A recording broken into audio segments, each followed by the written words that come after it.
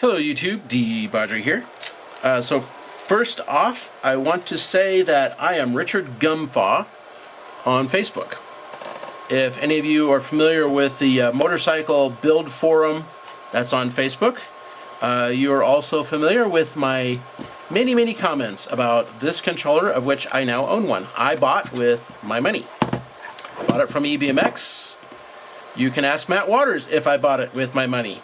And he actually works for EBMX, unlike me, who does not in any way, shape, or form have any kind of business relationship other than buying controllers from EBMX.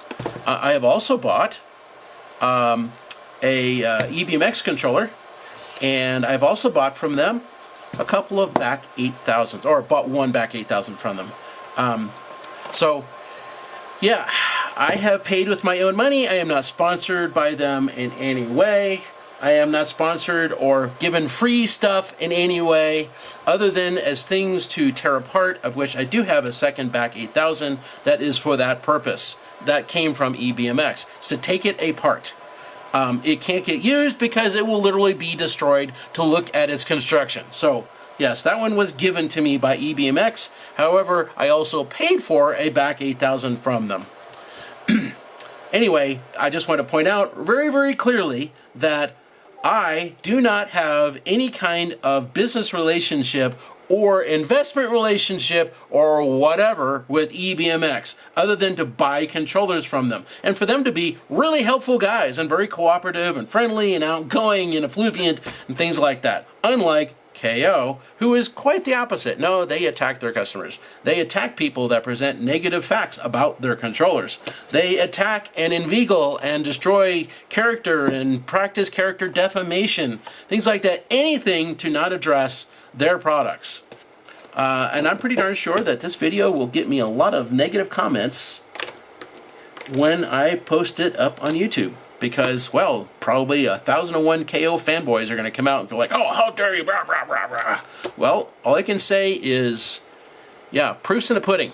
So if you look on the motorcycle forum, you can see the KO versus EBMX torture test video, and you can see the Richard Gumfaw comments they put out there, and you can see the comments from Christopher and Ben, where they basically attack me and dip and dodge and never deal with the issues that I bring up with this exact model of controller. Instead, they attack everything else, and they pretend like I'm just blowing smoke out my ass. Well, I've already taken this apart. And this is a brand spanking new, legitimately purchased controller that I bought from EBMX. You're looking at it right here. It's not like I'm faking it. Yeah, I've taken this controller apart, and I can tell you for a fact the build quality in here is exactly like what I presented on the motorcycle forum. Exactly the same.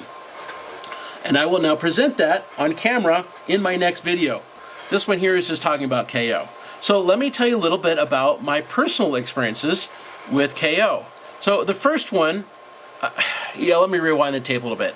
I found out about KO less than a month ago, and I was watching a YouTube video and went, oh, new controller, cool, because I'm an avid EV builder. And so I went and started investigating into KO a little bit. And I soon found pictures of the board, and I was like not impressed because, yeah, it's not very good.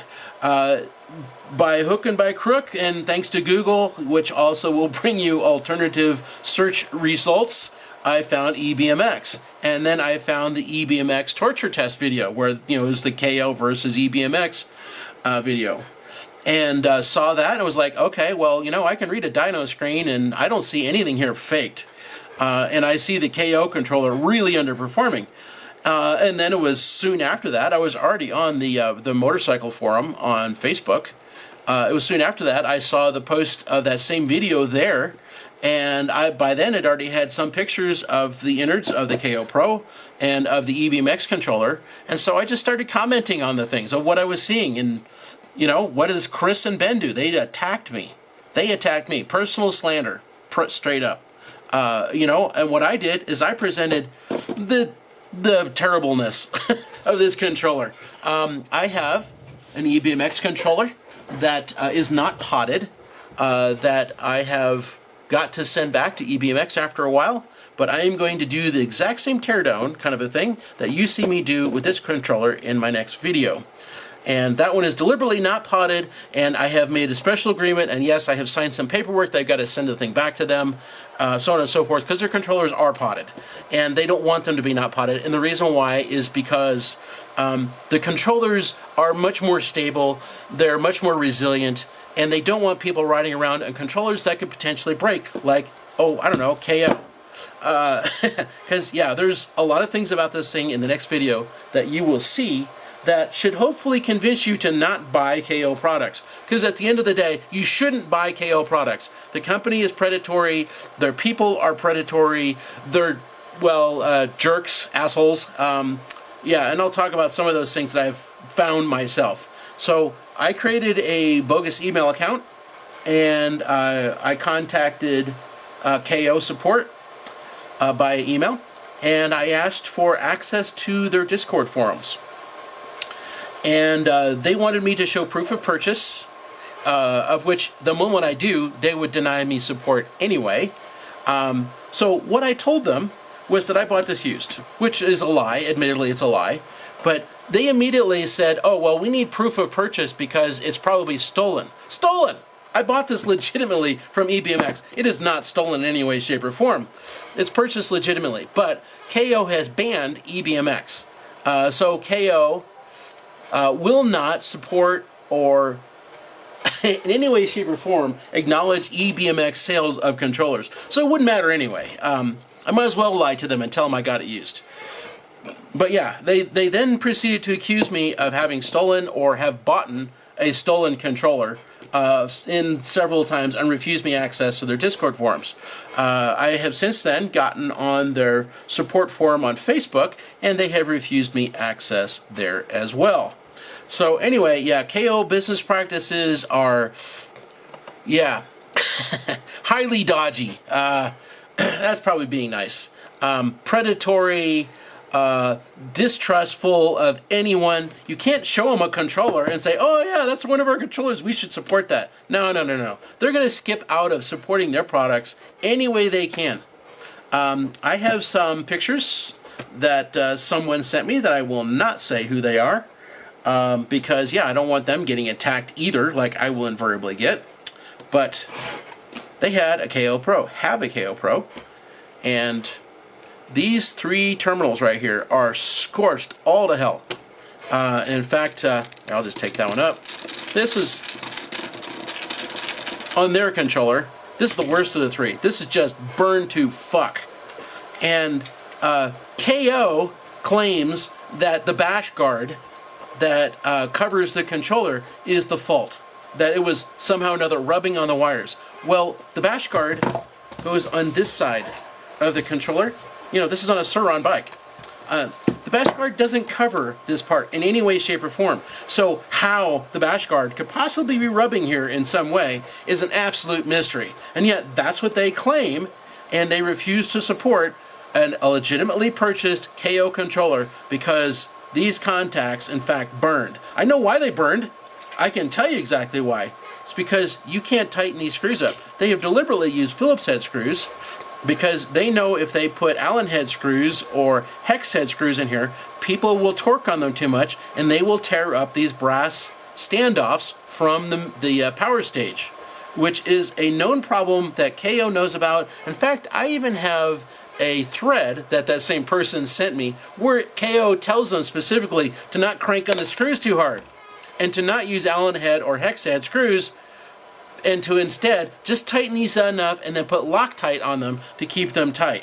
So yeah, complete bullshit. You should not buy KO, and once we get inside, you'll see this again and again and again. KO business practices are shoddy. They're yeah, predatory, dishonest. Yeah. If you've looked on the EBMX torture test video, you saw a KO Pro overheat at far less than 800 phase amps that is supposedly claimed to be able to support. You saw the KO motor only deliver 17 kilowatts, not deliver the 30 whatever kilowatts they claim. Yeah, KO lies. They lie a lot. In fact, there is a video on their Facebook channel where they claim they fill all their controllers with nitrogen gas to create a positive pressure zone inside. And that's to, if the controller gets immersed in water or whatever, it's going to keep water out. And I would say, yeah, sure, that would probably work. The problem is, I've taken this controller apart. Guess what it didn't do? It didn't hiss when I cracked it open. Literally no sound at all, other than me prying the lid off. This was not pressurized in any way, shape, or form. This is another KO lie. KO also claims, and they brag about this one. Geez, so they brag about it. They say that, their controllers are made with all high-quality import parts. Yeah, sure they are. I've already had this controller apart. I'm just taking it apart on camera. But this controller is made with Chinese MOSFETs from a company called JMJ. What are they? H1001AS, I think is what it is. In my next video, I will show you all that on camera. So there is your so-called import parts, high-quality import parts. No, they are imported directly from China, where this controller is in fact manufactured. Another thing that they brag about is their incredible capacitors, high-quality blah, blah, blah capacitors. Again, I'm probably going to say the name wrong, but it's something like Jang. And again, in my next video, I will show you all this. This controller is full of Chinese capacitors. Not big name brand ones, no Rubicons, no Ishis, nothing like that. Again, Chinese components throughout. So, more KO lies. That's about all I can say about that. KO deceives, they inveigle, they will misrepresent up the wazoo. And they do. You should not trust KO. In my opinion, you should not buy from KO. My personal experience with them has been far from positive. My experience with them has been nothing but lies, dipping and dodging, misinformation at every turn, just everything that they possibly can to hide, inveigle, misrepresent their products. And I think EBMX is right on target with showing that their controller is far superior. I can tell you for a fact, without ever even seeing an EBMX controller, that the EBMX Power Stage is definitely way better than this one is. And I'm going to show you this one, and I'm going to show you the EBMX Power Stage on camera. No bullshit, no photoshopping, none of the false accusations that KO has made about me. I'm just going to show it on camera and let you see it for yourself. Because I have nothing to hide. I have no business relationship with either company. I just bought controllers. That's it. I didn't even know about either company a month ago. So, yeah, don't buy from KO. I'm just going to put that out there right up front. You should definitely not buy from KO. Because they are not worth your time or money. They're predatory. They're misleading. They're dishonest. Yeah. Yeah. Avoid KO.